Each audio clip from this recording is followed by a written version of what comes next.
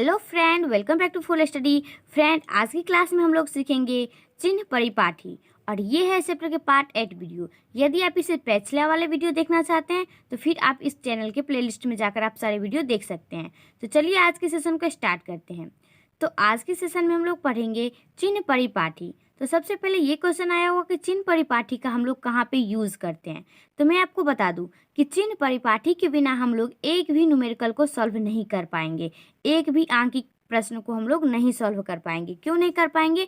क्योंकि यहाँ पे देखिए चिन्ह परिपाठी को इंग्लिश में बोलते हैं sign convention. Sign convention that mean यहाँ पे देखिए साइन अर्थात चिन्ह का हमें बहुत ही यहाँ पे ध्यान रखना पड़ता है।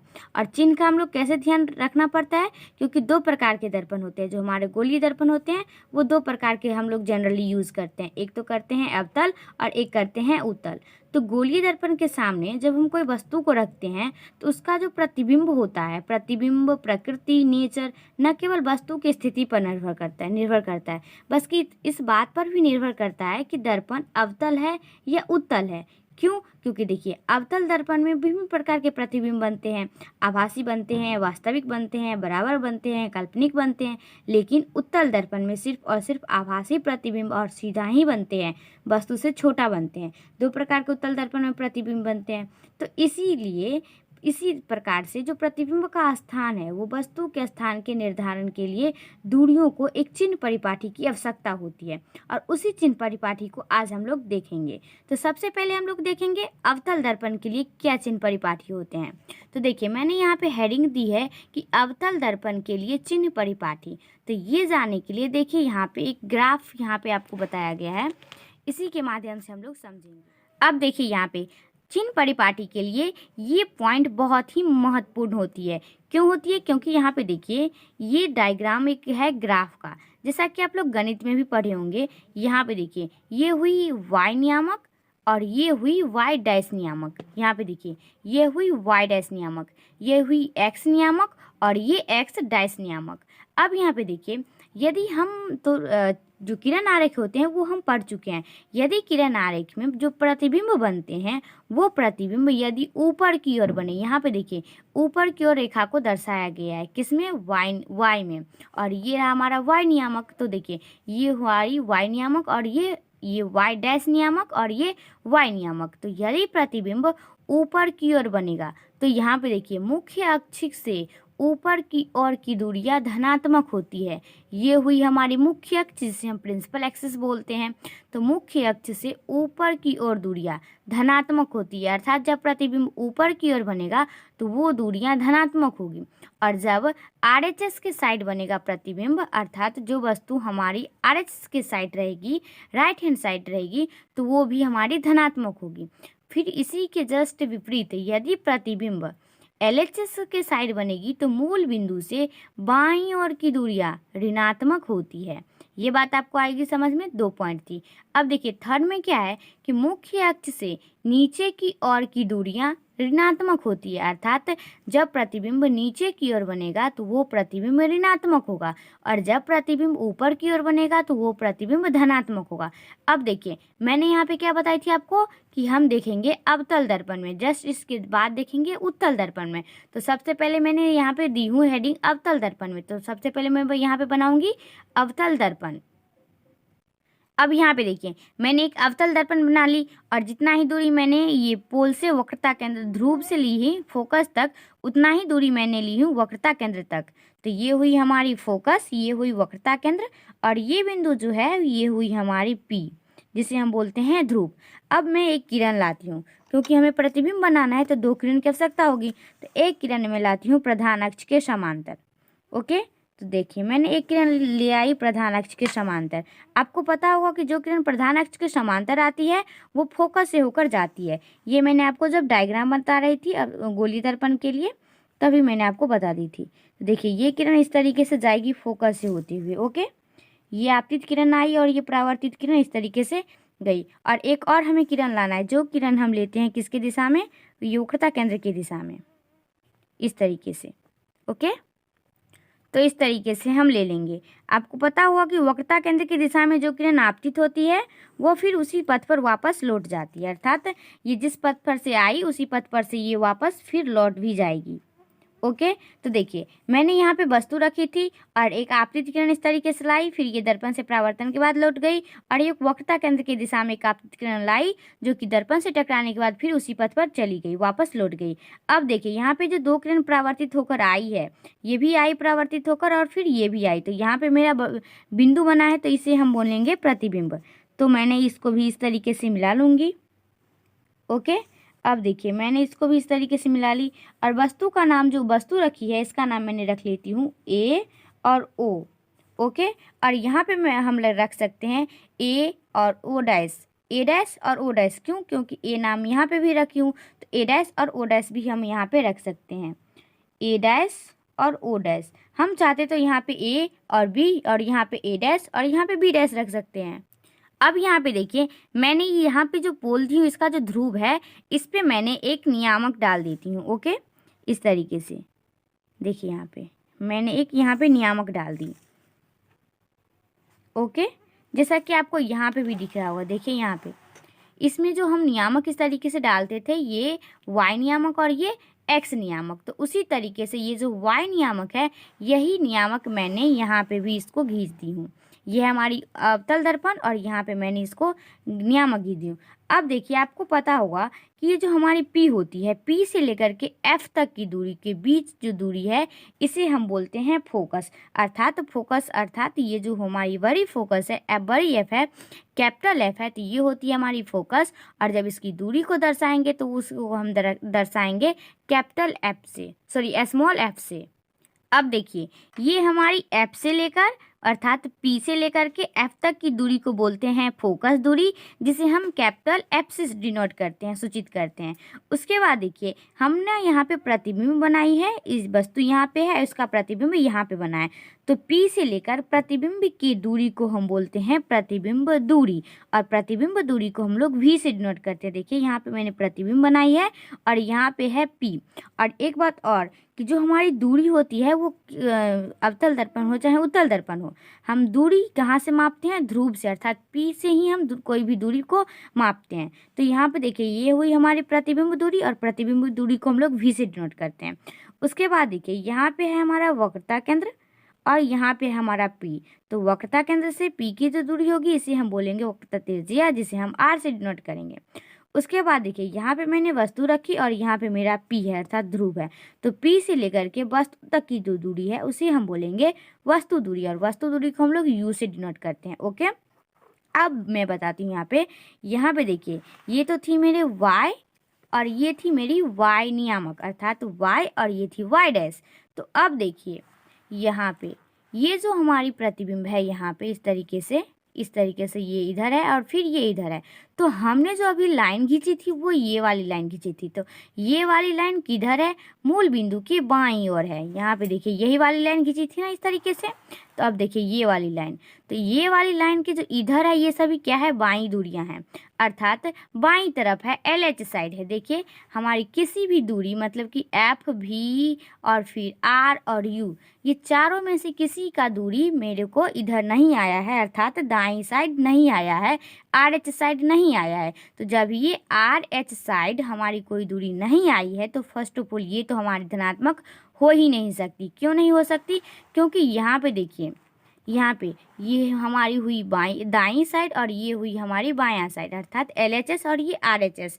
तो RHS के साइड मेरी तो कोई वस्तु दूरी चाहे प्रतिबिंब दूरी कुछ भी नहीं है, जो है वो किधर है? हमारी बाईं ओर है, तो बाईं ओर है तो वो किस में होगी? ऋणात्मक में होगी। और जो हमारी प्रतिबिंब है वो प्रतिबिंब किसकी ओर बनी है? नीचे की ओर प्रतिबिंब बनी है, तो जब प्रतिबिंब नीचे की ओर बनेगा तो वो प्रतिबिंब ऋणात्मक होगा। तो उसी तरीके से यहाँ देखिए मेरी सब है किस तरीके से? बाईं ओर है, ये दूरी जो है वो बाईं ओर है, तो इसीलिए हम यहाँ पे लिखेंगे देखिए कि जो हमारी फोकस दूरी है, फोकस दूरी को इंग्लिश में बोलते हैं फोकल लेंथ, और P से F तक की दूरी को बोलते हैं फोकस दूरी। यहाँ पे देखिए P से F तक की दूरी को बोलते हैं फोकस दूरी, जिसे हम स्मॉल लेटर F से डिनोट करते हैं। और ये किस में आएगा? ये आएगा माइनस में। क्यों आएगा? क्योंकि ये LHS साइड में बना है, बाईं ओर प्रतिबिंब बना है, इधर हमारा प्रतिबिंब नहीं बना है। अब देखिए प्रतिबिंब दूरी को इंग्लिश में बोलते हैं इमेज डिस्टेंस, और P से लेकर के I तक की दूरी होती है इमेज डिस्टेंस अर्थात प्रतिबिंब दूरी। यहाँ पे प्रतिबिंब है जिसका प्रतिबिंब से P से लेकर के I तक की दूरी को प्रतिबिंब दूरी कहते हैं, और जिसे V से डिनोट करते हैं, तो ये भी आएगा हमारे किसमें, माइनस में आएगा। ओके, अब देखिए उसके बाद है कि वस्तु दूरी को इंग्लिश में बोलते हैं ऑब्जेक्ट डिस्टेंस, P से लेकर के O तक की दूरी को, और ये भी किस में है, माइनस में U है। तो ये देखिए मेरा ऑब्जेक्ट है, ऑब्जेक्ट डिस्टेंस P से लेकर के और O तक की दूरी को ऑब्जेक्ट डिस्टेंस बोलते हैं, U से डिनोट करते हैं। तो ये भी हमारा बाएं साइड है, अर्थात ये ध्रुव के दाईं ओर नहीं है। जब ये दाईं ओर नहीं है तो ये किस में आएगी, ऋणात्मक में आएगी। तो इसीलिए जो हमारी वस्तु दूरी है वो भी PO से लेकर की दूरी, तो वो भी हमारी ऋणात्मक में ही है, अर्थात निगेटिव है साइन। उसके बाद देखिए वक्रता त्रिज्या, रेडियस ऑफ कर्वेचर, अर्थात P से लेकर के C तक की दूरी को बोलते हैं वक्रता त्रिज्या। यहाँ पे देखिए P से लेकर के C तक की दूरी को क्या बोलते हैं, वक्रता त्रिज्या, जिसे हम R से डिनोट करते हैं। तो ये भी हमारी है बाईं ओर, तो बाईं ओर है तो किस में आएगी, ये भी आएगी हमारी ऋणात्मक में, ये भी हमारी हो गई ऋणात्मक में। उसके बाद देखिए प्रतिबिंब की ऊंचाई, हाइट ऑफ इमेज, I से लेकर के B तक की दूरी को बोलते हैं प्रतिबिंब ऊंचाई, और जिसे H डाइस से सूचित करते हैं। जस्ट इसके साइड में देखिए कि वस्तु की ऊंचाई, प्रतिबिंब की ऊंचाई, और वस्तु की ऊंचाई ऑब्जेक्ट हाइट, O से लेकर के A तक की दूरी को बोलते हैं ऑब्जेक्ट हाइट, जिसे हम H से डिनोट करते हैं। और ये भी प्लस में और ये भी प्लस में, क्यों, क्योंकि देखिए यहाँ पे हमारी जो प्रतिबिंब की ऊंचाई है, यहाँ पे देखिए जो प्रतिबिंब की ऊंचाई है वो नीचे की ओर प्रतिबिंब बना है, और जब ये प्रतिबिंब नीचे की ओर बनता है तो वो प्रतिबिंब हमारी क्या होती है, नेगेटिव होती है। अब देखिए जो हमारी वस्तु है ये वस्तु ऊपर की ओर, तो यहाँ पे देखिए वस्तु हमारी ऊपर की ओर है, तो देखिए यहाँ पे जब ही ये हमारी वस्तु ऊपर की ओर है तो मुख्य अक्ष से ऊपर की ओर दूरियां धनात्मक होती है। तो इसीलिए ये जो हमारी वस्तु दूरी है, यहाँ पे देखिए वस्तु दूरी ऊपर की ओर है, इसीलिए यहाँ पे वस्तु दूरी क्या हो गई, हमारी धनात्मक हो गई। ओके, अब बात करते हैं प्रतिबिंब दूरी, हाइट ऑफ इमेज की। अब आप यहाँ पे देख रहे होंगे कि एक चीज़ कॉमन था, वो चीज़ क्या कॉमन थी कि यहाँ पे देखिए मैंने सब में PP लगाई थी। सबसे पहले यहाँ पे P, यहाँ पे P और यहाँ पे P क्यों लगाई थी, यहाँ पे P क्यों लगाई थी, क्योंकि जो हमारी P है, कोई भी दूरी को हम दर्पण में मापेंगे तो वो P से ही स्टार्ट होगा, अर्थात जहाँ पे ध्रुव होगी वहीं से हम लोग दूरी को मापते हैं, यहीं से हमारी दूरी स्टार्ट होती है। इसीलिए हम यहाँ पे कॉमन चीज़ क्या लिखें कि P से F तक की दूरी को स्मॉल f से सूचित करते हैं फोकस दूरी, P से I तक की प्रतिबिंब दूरी, P से O तक की माइनस में वस्तु दूरी। उसके बाद वक्रता त्रिज्या -r।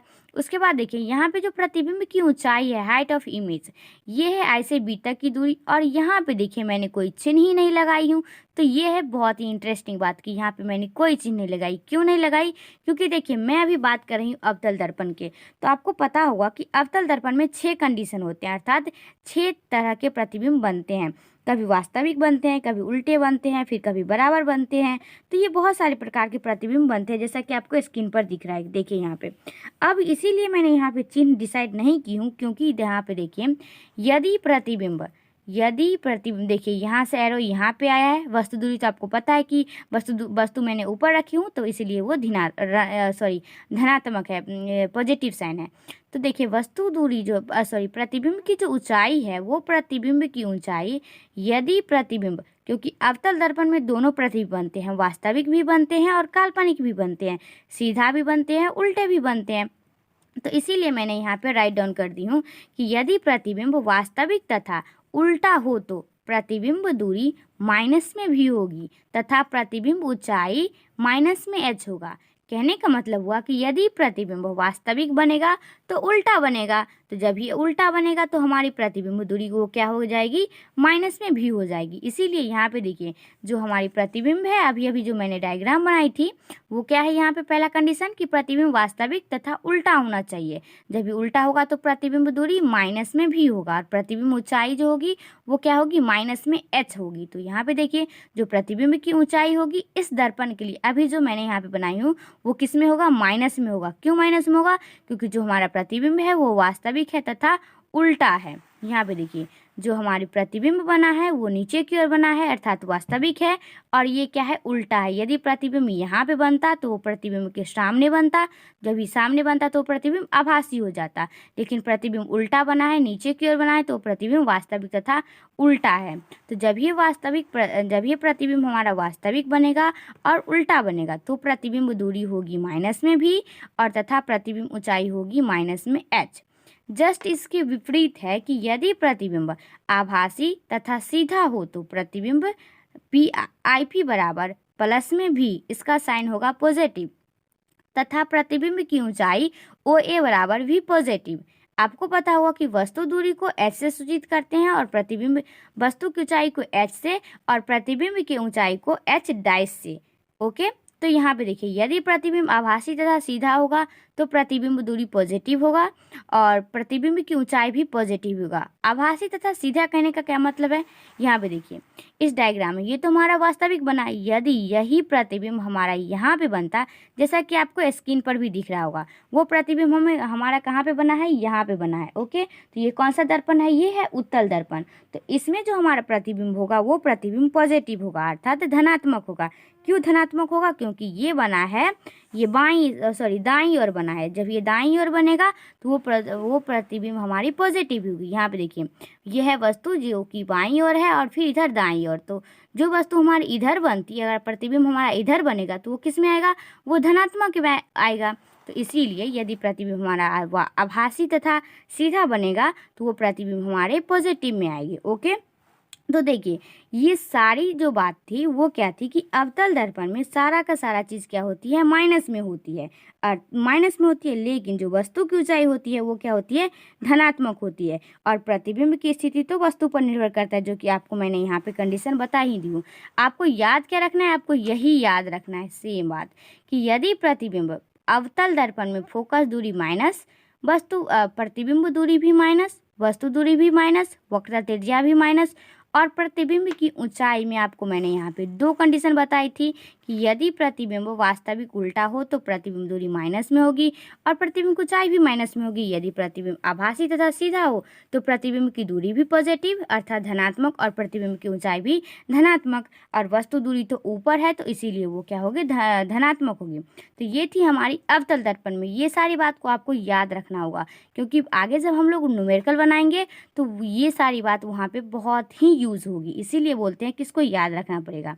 अब देखिए मैं बताती हूँ आपको ये उत्तल दर्पण में किस प्रकार का चिन्ह परिपाटी होगा और उसमें हमको कौन कौन से कंडीशन देखने को मिलेगा। उत्तल दर्पण, तो चलिए अब देखिए अवतल दर्पण के लिए जो हमारा साइन कन्वेक्शन होगा वो क्या होगा कि यहाँ पे मैंने एक उत्तल दर्पण बना ली, क्योंकि मैंने उत्तल दर्पण में बात कर रही हूँ तो उत्तल दर्पण यहाँ पे मैंने बना ली। उसी तरीके से यहाँ पे मैंने फोकस डाल दी और यहाँ पे सी डाल दी, जो कि आपको पहले से ही पता है। और यहाँ पे मैंने एक वस्तु रख दी, जो वस्तु मैंने रखी हूँ ध्रुव तथा अनंत के बीच। तो आपको पता होगा कि जब वस्तु ध्रुव तथा अनंत के बीच रहता है तो उसका प्रतिबिंब वस्तु ध्रुव तथा एफ के बीच बनता है, अर्थात ये है ध्रुव और ये है एफ, तो उसका प्रतिबिंब ध्रुव तथा एफ के अर्थात ध्रुव तथा फोकस के बीच बनेगा। तो इसके लिए मुझे क्या करना पड़ेगा, दो किरण का प्रतिबिंब को एक जगह इकट्ठा करना पड़ेगा। तो देखिए मैंने यहाँ पे एक आपतित किरण ले लेती हूँ।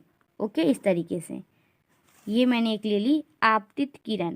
और आपको पता होगा कि जब आपतित किरण मुख्य अक्ष के समांतर आती है तो वो किससे होकर जाती है, फोकस से होकर जाती है। लेकिन ये दर्पण उत्तल है तो उत्तल दर्पण में ये जाती हुई प्रतीत होगी। ओके, तो यहाँ पे देखिए ये मैंने फोकस है और फिर ये इस तरीके से प्रतिबिंब वापस लौटेगी परावर्तन के बाद, और ये इस तरीके से मैंने डॉटेड करके यहाँ पे मिलाऊंगी। क्यों डॉटेड करके मिलाऊंगी, क्योंकि ये है दर्पण उत्तल, और जो हमारी किरण होती है वो अगर वास्तविक है तो उसे हम इस तरीके से मिलाते हैं, यदि वो काल्पनिक है तो उसे हम डॉटेड अर्थात टूटी हुई रेखाओं से दर्शाते हैं, जो मैंने आपको पहले ही बताई हूँ। तो अब देखिए ये मैंने एक आपतित किरण डाली और फिर ये दर्पण से टकराने के बाद ये वापस चली गई, जो कि प्रतीत हो रहा है कि ये एफ से होकर इस तरीके से जाती है। ओके, ये इस तरीके से। अब मेरे को एक और किरण लेना है, वो किरण किस तरीके से लेती हूँ, वो लेती हूँ मैंने फोकस की दिशा में लेती हूँ वो किरण को। ओके, तो देखिए मैंने इस तरीके से फोकस की दिशा में किरण लूँगी आप यहाँ पे फोकस की दिशा में ले सकते हो या वक्रता केंद्र की दिशा में ले सकते हो। तो यहाँ पे हम लेते हैं वक्रता केंद्र की दिशा में। ओके, तो यहाँ मैंने है वक्रता केंद्र और यहाँ मैंने है किसका, वस्तु है यहाँ पे। तो मैंने सी की दिशा में वक्रता केंद्र की दिशा में लूंगी, लेकिन यहाँ से ये किरण कैसे आएगी, ये किरण टूटी हुई रेखा से प्रतीत होते हुए आएगी इस तरीके से। अब देखिए हमारी ये जो दो किरण परावर्तित होकर आई है, तो ये किरण आपको पता होगा कि वक्रता केंद्र पर जो किरण आती है प्रधान अक्ष के समांतर, तो वो उसी पथ पर चली जाती है, अर्थात ये किरण आई और फिर इसी पथ पर से वापस लौट गई। तो अब देखिए ये दोनों किरण परावर्तित होकर यहाँ पे मिली है, तो मैंने यहाँ पे इसका बनाऊंगी प्रतिबिंब इस तरीके से।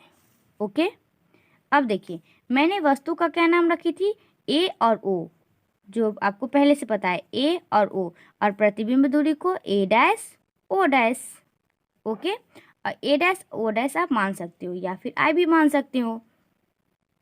अब देखिए यहाँ पे मैंने उसी तरीके से एक अवतल दर्पण बना ली, जिसका मैंने यहाँ पे फोकस यहाँ पे सी रख दी, और यहाँ पे मैंने एक वस्तु रख दी थी किस पे, अनंत और ध्रुव के बीच पर वस्तु रख दी थी, जिसका प्रतिबिंब यहाँ पे बना। वस्तु का नाम हमने रख दी ए ओ, और प्रतिबिंब का नाम मैंने रख दी आई और बी, और यहाँ पे मेरा प्रतिबिंब बना तो आई और बी। अब देखिए पी से लेकर के एफ तक की दूरी को बोलते हैं फोकस दूरी, मैंने यहाँ पे डिनोट कर दी। उसके बाद देखिए पी से लेकर के सी तक की बोलते हैं वक्रता त्रिज्या, तो मैंने उसको भी डिनोट कर दी।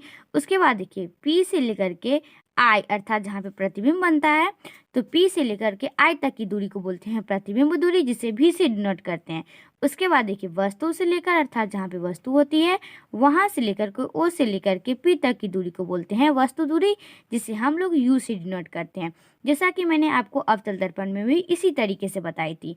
तो देखिए आपको स्क्रीन पर जो डायग्राम दिख रहा है वो क्या था कि उसमें हमारा जो प्रतिबिंब था वो प्रतिबिंब हमारी बाईं ओर बन रही थी, और प्रतिबिंब बाईं ओर अर्थात इस साइड बन रही थी, और जब ये प्रतिबिंब इस साइड बनेगी तो वो प्रतिबिंब क्या होगी, हमारी ऋणात्मक होगी। अब देखिए यहाँ पे क्या है कि ये मैंने स्क्रीन पर जो आपको दिख रहा है y, और ये है y और ये है y नियामक, तो y और y नियामक है, और ये है x डैश नियामक और ये है x नियामक। तो जो हमारे इस बार प्रतिबिंब बना है अर्थात जो वस्तु दूरी f है, r है, v है, ये सभी हमारी दाईं ओर है। देखिए यहाँ पे ये सभी क्या है, हमारी दाईं ओर है, अर्थात RHS साइड है। यहाँ पे देखिए अभी मैंने आपको एक डायग्राम यहाँ पे दिख रहा है, स्क्रीन पर एक डायग्राम दिख रहा होगा अवतल दर्पण का, जो मैंने आपको अभी बताई थी। उसमें क्या होता कि बाईं ओर बन रहा था सभी, अर्थात जो भी था, r था, f था, वक्रता त्रिज्या, वस्तु दूरी, प्रतिबिंब दूरी, फोकस दूरी, ये सभी हमारी बन रही थी बाईं ओर। तो जब भी बाईं ओर होगा तो वो ऋणात्मक होगा। लेकिन इसमें क्या हो रहा है उत्तल दर्पण में कि यहाँ पे मैंने y और y नियामक रखी थी, एक रेखा खींच दी, और इसमें क्या हो रहा है कि ये बन रहा है दाईं ओर। तो जब ये RHS साइड बनेगा तो यहाँ पे देखिए कि मेरा जो डिफिनेशन था वो क्या कह रहा है कि मुख्य अक्ष से ऊपर की ओर की दूरियां धनात्मक होती है, और फिर जब RHS के साइड ये एरो गया है तो ये भी हमारी धनात्मक होगी। तो इस तरीके से जो हमारी F था, R और V, ये तीनों तो आपको पता होगा कि ये तीनों क्या होगा, ये तीनों धनात्मक होगा।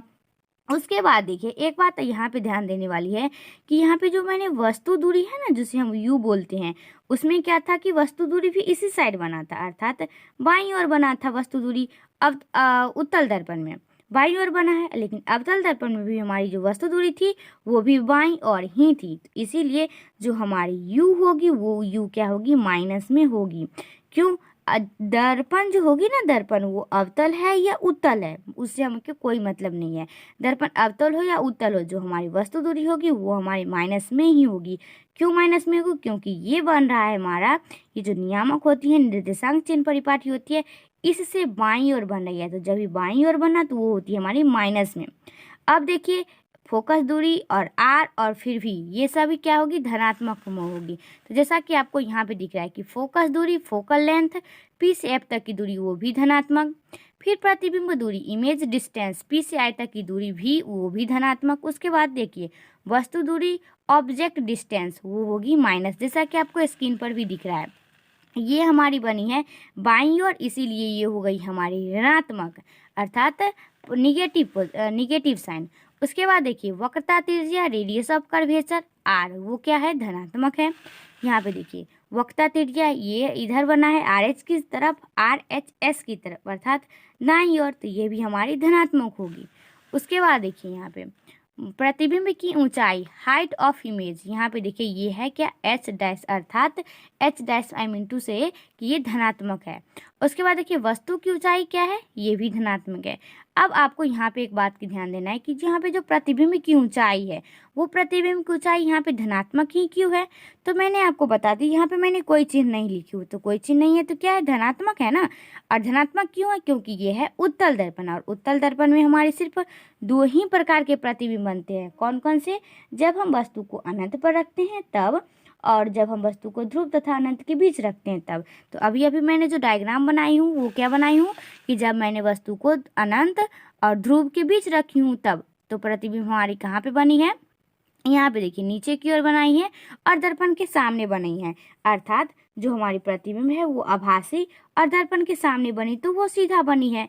तो उत्तल दर्पण में दो कंडीशन, फर्स्ट यहाँ पे और एक आपको स्क्रीन पर दिख रहा है, ये भी हमारी क्या है, उत्तल दर्पण का सेकंड कंडीशन है।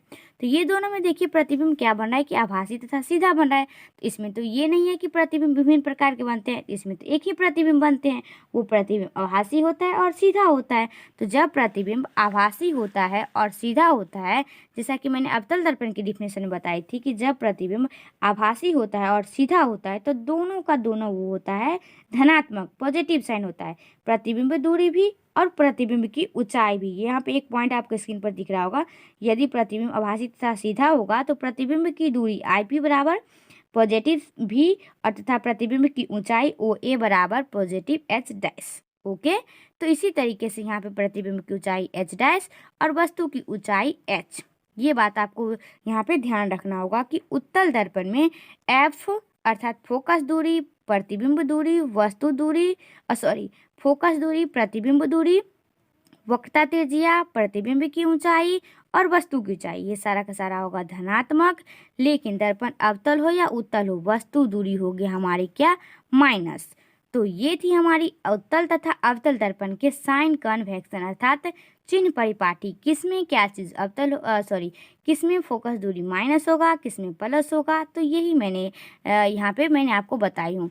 और एक पॉइंट और यहाँ पे आपको नोट डाउन कर लेना है, वो क्या है कि यहाँ पे देखिए मैंने यहाँ पे नोट में लिख दी हूँ कि सभी दूरियां दर्पण के ध्रुव अर्थात P को मूल बिंदु जिसे हम ओरिजिन बोलते हैं, ओरिजिन से मापा जाता है। ये मैंने आपको पहले ही बता दी कि जहाँ पे हमारा ध्रुव रहता है, P रहता है, वहीं से हम कोई भी दूरी को मापते हैं। इसीलिए यहाँ पे मैंने एक कॉमन चीज क्या लिख दी थी, P, यहाँ पे देखिए PF, PI, PO अर्थात दूरी हम मापते हैं P से, तो सबसे पहले यहाँ पे मैंने लिख दी P और I। तो और सेकेंड हमारा जो पॉइंट है वो क्या है कि दर्पण के आगे की दिशा में मापी गई दूरियां सभी ऋणात्मक होती है। ये सबसे बहुत इंपॉर्टेंट पॉइंट है कि दर्पण के आगे की दिशा में मापी गई सभी दूरियां क्या होती है, ऋणात्मक होती है।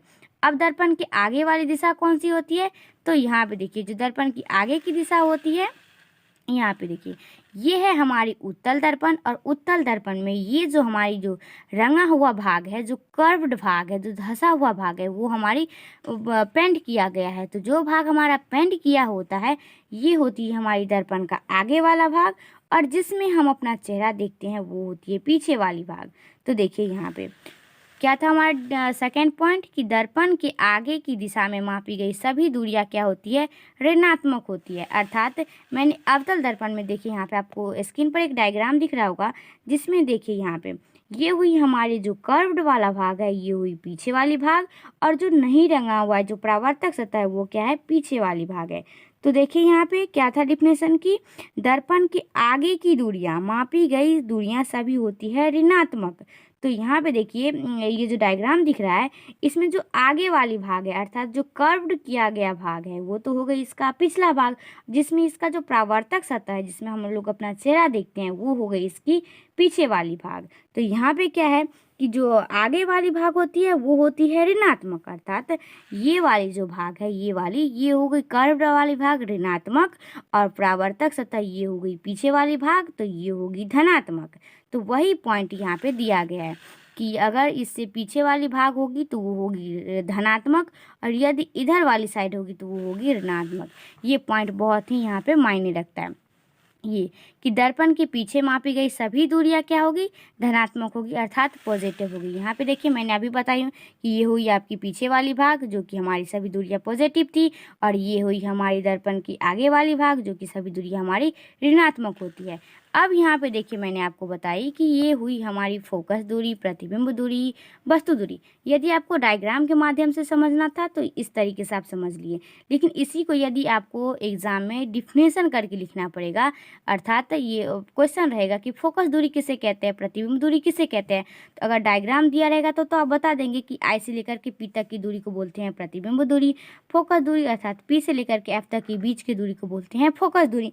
लेकिन अगर इसी को लिख के बताना हो तो आप कैसे लिखिएगा, जैसे कि आप देखिए इंग्लिश ही बोलते हैं तो उसमें जब आप बोलते रहते हैं, स्पीकिंग करते रहते हैं, तो वहाँ पे आप ग्रामेटिकल मिस्टेक को नहीं देखते, लेकिन जब आप लिखते हैं उसी चीज़ को तो ग्रामेटिकल मिस्टेक को, जो ग्रामेटिकल मिस्टेक होती है उसको देख के लिखना पड़ता है। तो इसीलिए अब देखिए मैं आपको बताती हूँ कि फोकस दूरी का डिफिनेशन क्या होगा, प्रतिबिंब दूरी का, फिर वस्तु दूरी, वक्रता त्रिज्या, प्रतिबिंब की ऊंचाई और वस्तु की ऊंचाई।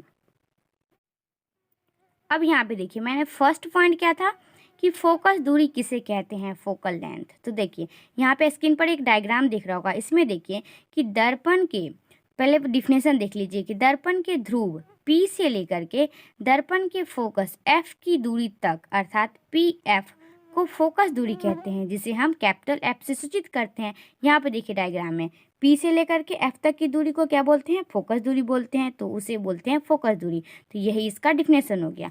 इसके बाद मैंने को देखिए यहाँ पे सेकेंड क्या है कि प्रतिबिंब दूरी किसे कहते हैं, प्रतिबिंब दूरी अर्थात इमेज डिस्टेंस किसे कहते हैं। तो देखिए दर्पण के ध्रुव P से प्रतिबिंब I की दूरी अर्थात PI को प्रतिबिंब दूरी कहते हैं, जिसे V से डिनोट किया जाता है अर्थात सूचित किया जाता है। यहाँ पे हम निरूपित भी लिख सकते हैं कि इसे हम V से निरूपित करते हैं, जैसा कि स्क्रीन पर आपको दिख रहा है कि P से लेकर के I तक की जो दूरी है जिसे हम V से डिनोट किए हैं, तो यही होगी हमारी प्रतिबिंब दूरी, और इसका डिफिनेशन हम इसी तरीके से लिखेंगे। अब देखिए हमारा जो नेक्स्ट है कि वस्तु दूरी किसे कहते हैं, ऑब्जेक्ट डिस्टेंस किसे कहते हैं। तो दर्पण के ध्रुव P अर्थात देखिए यहाँ पे P है अर्थात इससे स्पष्ट होता है कि जो दूरी होती है वो हमारी P से मापी जाती है। तो दर्पण के ध्रुव P से वस्तु को हम लोग बिंब भी बोलते हैं, और प्रतिबिंब जो बनता है उसे प्रतिबिंब बोलते हैं। तो वस्तु को हम लोग बिंब भी बोलते हैं। तो वस्तु की ध्रुव P से वस्तु बिंब 0 अर्थात ये जो O है, O की दूरी अर्थात P और O को वस्तु की हम दूरी बोलते हैं अर्थात बिंब दूरी भी से बोल सकते हैं, जिसे U से डिनोट किया जाता है। यहाँ पे देखिए मैंने वस्तु रखी हूँ जिसका नाम मैंने A और O दी हूँ, अर्थात A और O अर्थात P से लेकर के O तक की दूरी को, जैसा कि आपको डायग्राम में से ही स्पष्ट हो गया होगा। अब देखिए हमारा जो सेकंड पॉइंट है वो क्या है कि प्रतिबिंब की ऊंचाई क्या है, हाइट ऑफ इमेज किसे कहते हैं। तो इसका भी बहुत ही इजी डिफिनेशन है कि दर्पण के ध्रुव के प्रतिबिंब IB को प्रतिबिंब कहते हैं, अर्थात जो दर्पण है वो उसका जो वस्तु था बिंब था, और बिंब का जहाँ पे प्रतिबिंब बना है उसका नाम आप अल्फ़ाबेट का कोई भी नाम दे सकते हो। यहाँ पे मैंने IB दी हूँ, आप A भी दे सकते हो, C भी दे सकते हो, आप कुछ भी दे सकते हो। तो ये हुई हमारी प्रतिबिंब की ऊंचाई, और प्रतिबिंब की ऊंचाई को H डैश से सूचित करते हैं। ये बात आपको यहाँ पे बहुत ही इंपॉर्टेंट है, ये याद रखना पड़ेगा कि प्रतिबिंब की ऊंचाई को H डैश से सूचित करते हैं। अब यहाँ पे देखिए वस्तु की ऊंचाई किसे कहते हैं, हाइट ऑफ इमेज। तो दर्पण के वस्तु के ऊंचाई को अर्थात दर्पण की जो वस्तु है उसकी ऊंचाई को वस्तु ऊंचाई कहते हैं, जिसे हम H से डिनोट करते हैं। तो यहाँ पे देखिए वस्तु की ऊंचाई को H से डिनोट करते हैं और प्रतिबिंब की ऊंचाई को H डैश से निरूपित करते हैं। अब ये हमारा जो लास्ट पॉइंट था वो क्या था कि वक्रता त्रिज्या किसे कहते हैं। वक्रता त्रिज्या दैट मीन कि रेडियस ऑफ कर्वेचर किसे कहते हैं। तो दर्पण के ध्रुव P से लेकर के दर्पण के वक्रता केंद्र C तक की दूरी को क्या बोलते हैं, वक्रता केंद्र बोलते हैं, जिसे हम R से डिनोट करते हैं, R से निरूपित किया जाता है या फिर R से हम लोग सूचित करते हैं। ओके, तो ये थी हमारी चिन्ह परिपाटी। आई होप कि जो चिन्ह परिपाटी है अवतल तथा उत्तल दर्पण के लिए आपको अच्छी तरीके से समझ में आ गया होगा। अब हम मिलेंगे नेक्स्ट वीडियो में दर्पण सूत्र के साथ। अब हम लोग सिद्ध भी करेंगे कि दर्पण सूत्र कैसे होते हैं और उसको किस तरीके से सिद्ध किया जाता है। तो तब तक के लिए थैंक्स फॉर वॉचिंग वीडियो।